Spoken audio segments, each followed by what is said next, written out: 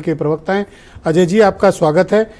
इस क्षेत्र में मैं देख रहा हूं कि जहां एक सीट पर आप चुनाव लड़ रहे हैं, बागपत, जिसका जिक्र मैं अभी कर रहा था, ये इतना डिक्लाइन हो रहा है वहां पे वोटों का, इतना प्रतिशत का गिरना, ये आपके लिए अलार्मिंग नहीं है?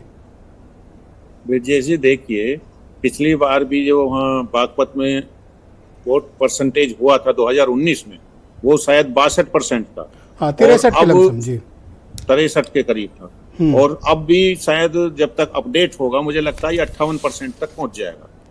तो बागपत, अगर एक लोकसभा की बात करें तो बागपत में देखिए, विपक्ष के जो नेता हैं वो अपनी मीटिंग तक वहां नहीं कर पाए। तो जो विपक्ष का वोट है वो बिल्कुल उदासीन था, वो वोट डालने नहीं निकला। उनके नेता वहां मीटिंग करने तक नहीं पहुंचे।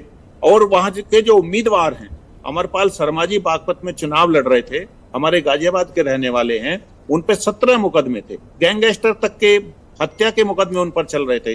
तो जो विपक्ष का वोट था वो बिल्कुल उदासीन था। बागपत में जितना मैक्सिमम वोट पड़ा है वो एनडीए के ये तो एकदम नई थ्योरी लेके आए आप। इस तरह की थ्योरी तो कभी आई नहीं। आप ब्रजेश जी, आप बताइए। 17 मुकदमे थे इसलिए लोग वोट। अरे यहाँ मर्डर किए हुए हैं, डाका डाले हुए हैं, गैंगस्टर चुनाव लड़ते हैं इस प्रदेश में। आप कहाँ हैं? ये आभूषण है नेता का। ब्रजेश जी, उन्होंने भी मर्डर कर रखा है सर। ये तो न्यू नॉर्मल है हमारे यूपी में, इसमें अचरज वाली बात नहीं सर। यहाँ मुकदमों के आधार पर वोट मिलते हैं, आप कैसी बात कर रहे हैं? ब्रजेश जी, मैं ये कहना चाह रहा हूँ कि विपक्ष जो है के नेता कंफ्यूज थे। उन्होंने बागपत लोकसभा में अखिलेश जी मीटिंग नहीं कर पाए, मायावती जी मीटिंग नहीं कर पाई, तो जो विपक्ष का वोट था वो उदासीन था। और जितना तो भैया अजय वीर जी, ये बताओ कि जब ये सब प्रचार नहीं किए तब ये हालत हो गई, और अगर ये सब इकट्ठे गए होते तो? मैं तभी तो ये बता रहा हूँ कि विपक्ष का जो वोट है वो उदासीन रहा, वो वोट करने नहीं आया। जो वोट परसेंटेज हुआ है वो एनडीए। अच्छा, मैं एक क्षण के लिए चलो मान लेता हूं कि विपक्ष का वोटर उदासीन था, नहीं आया। छपरौली तो आपका अपना गढ़ है भैया, कैपिटल, राजधानी, वहां ये हालत कैसे हो गई?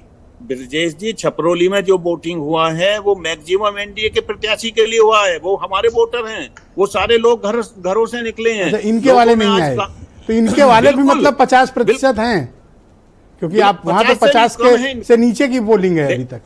देखिए ब्रजेश जी, एक तो इस बार जो चुनाव हुआ है उसका इतना प्रचार प्रसार नहीं हुआ, उसमें चुनाव आयोग की शक्ति रही हो।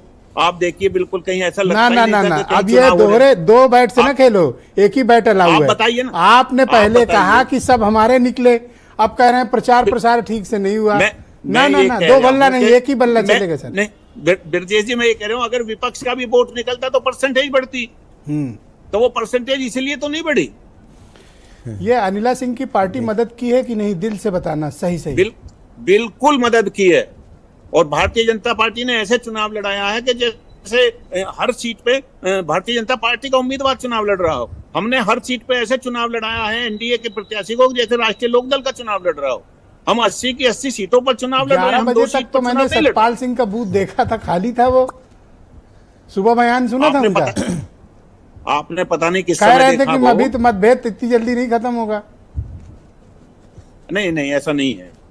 बिल्कुल, हमारे कार्यकर्ता जमीनी स्तर पर बिल्कुल एक थे, सबने मदद की है, और नतीजे ये बताएंगे कि हम कितने मार्जिन से जीतने वाले। ऑलराइट, अंशु अवस्थी को मैं इनवाइट करता हूं, उत्तर प्रदेश में कांग्रेस कमेटी के प्रवक्ता, इनकी